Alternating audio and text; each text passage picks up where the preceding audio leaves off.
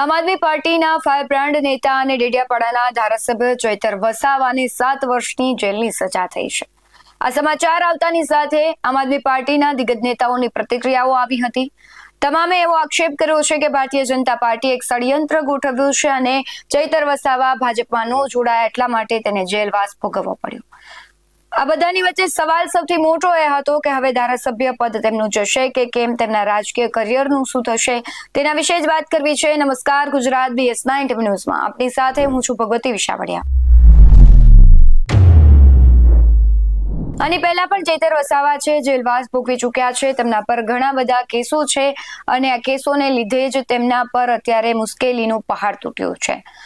તેમના સહિત તેમના પત્ની સહિત 9 લોકો છે તેના પર કાયદેસરની કાર્યવાહી થઈ છે। ફોરેસ્ટનો આખો કેસ હતો, તેના પર કાયદાનો સકંજો છે તે કસાયો છે અને હવે ચૈતર વસાવા સહિત લોકોને સજા થઈ છે। સવાલ એ થઈ રહ્યો છે કે ધારાસભ્ય પદ જશે કે કેમ, તો ચોક્કસથી એનું પદ છે તે જવાનું છે। સાથે જ આમ આદમી પાર્ટીના દિગ્ગજ નેતાઓ ભારતીય જનતા પાર્ટીનું ષડયંત્ર ગણાવી રહ્યા છે, કહી રહ્યા છે કે ચૈતર વસાવા છે એ પ્રભાવક અને વર્ચસ્વ ધરાવતા નેતા હતા જે ભારતીય જનતા પાર્ટીને નુકસાનકારક સાબિત થઈ રહ્યા હતા, એટલા માટે તેની સજા છે વધારવામાં આવી છે। કાયદાનો સકંજો તેમના પર કસવામાં આવ્યું છે, જૂના કેસો છે તે ખોલવામાં આવી રહ્યા છે અને તેને રાહત નથી આપવામાં આવી રહી।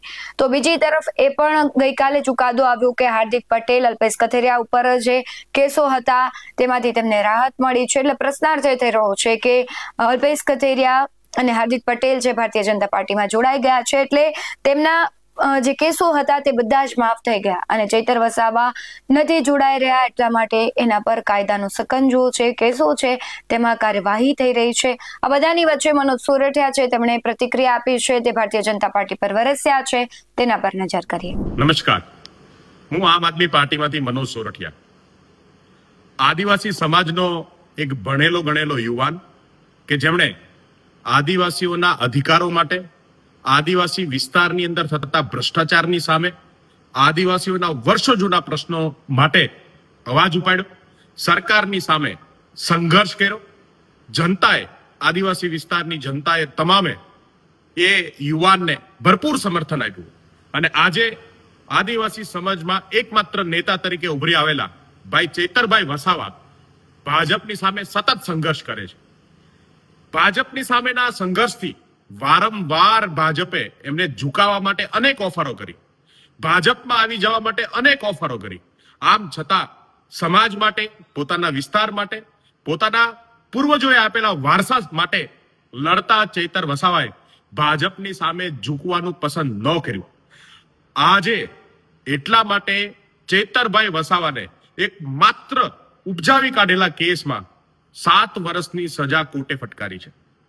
ધારાસભ્ય છે, પોતાના વિસ્તારના લોકોના પ્રતિનિધિ છે, આદિવાસી સમાજના પ્રતિનિધિ છે, પણ ભારતીય જનતા પાર્ટીએ સમાજને ઝુકાવવા માટે, બીજો કોઈ ચૈતર વસાવા ઉભો ન થાય એના માટે આજે ચૈતર વસાવા ઉપર ખોટો કેસ કરી અને આજે એમને સજા થઈ છે।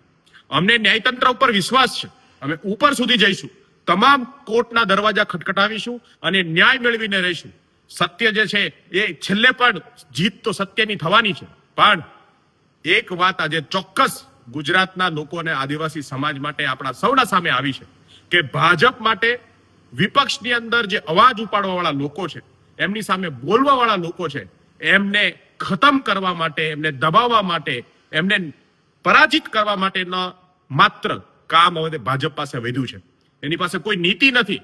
સમાજનું ભલું થાય, લોકોનું ભલું થાય, ભ્રષ્ટાચાર મુક્ત વિકાસ થાય એવું કોઈ કામ ભાજપ કરતી નથી, પણ ભાજપનું કામ માત્ર ને માત્ર એ છે કે એમણે વિપક્ષની અંદર બેઠેલા, સામે બોલતા, અવાજ કરતા લોકોને કોઈ પણ ભોગે બેસાડવાનું કામ જે છે એ ભાજપની એક માત્ર નીતિ રહી છે।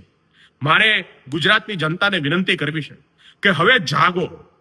આ લોકતંત્રને ખતમ કરવા વાળી ભારતીય જનતા પાર્ટીની ગુલામી વધારે સહન ના કરાય।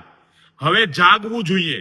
આ તમામ જે સત્તા ભાજપને આપણે આપી છે એ સત્તાનો એ દુરુપયોગ કરે છે। કરોડો રૂપિયાના કૌભાંડો કરનાર લોકો આજે ભાજપમાં બેઠા છે, ગુજરાતને લૂંટનાર લોકો આજે ભાજપમાં બેઠા છે, પણ એના વિરુદ્ધમાં કાર્યવાહી નહીં થાય। સામાન્ય માણસનો અવાજ ઉપાડવા વાળો, સામાન્ય માણસ માટે કામ કરવા વાળા વ્યક્તિ વિરુદ્ધ આ કાર્યવાહી થવાની જે પ્રથા પાડી છે ભાજપે, એ પ્રથા ગુજરાતના માટે ઘાતક છે।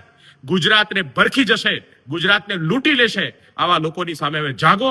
આપણે સૌ સાથે મળી ભાઈ ચૈતર વસાવાની સાથે રહીએ, ચૈતર વસાવાને સમર્થન આપીએ, એમનું જે ઉત્સાહ છે એ વધારવાનું કામ કરીએ. આવો સૌ મળી અને ગુજરાતની અંદરથી ભાજપને ભગાવવાનું કામ કરીએ. જય હિન્દ, જય ભારત, જય જય ગરવી ગુજરાત. જોવાનું એ રહેશે કે હવે આગળ શું થાય છે. ચૈતર વસાવા છે આગળ કોર્ટમાં જવાના છે, દલીલો કરવાના છે, અને આ બધી દલીલો અને કાર્યવાહી બાદ તેમને રાહત મળે છે કે કેમ, અને ધારાસભ્ય પદ સાથે તેમનું રાજકીય જે કરિયર છે તેના પર અત્યારે તો ખતરો દેખાઈ રહ્યો છે. પરંતુ હવે જોવાનું રહ્યું કે આગામી દિવસોમાં શું કાર્યવાહી થશે અને શું પરિણામો આવશે. તમારું શું માનવું છે કમેન્ટમાં જરૂરથી જણાવજો. બાકી આવા જ વધુ અહેવાલો સાથે ફરી મળતા રહીશું. તમે અમારી યુટ્યુબ ચેનલને સબસ્ક્રાઇબ કરવાનું, ફેસબુક અને ઇન્સ્ટાગ્રામ પર ફોલો કરવાનું ભૂલશો નહીં. બાકી અવનવી અપડેટ્સ મેળવવા માટે આપ જોતા રહો OBS 19 ન્યૂઝ. નમસ્કાર.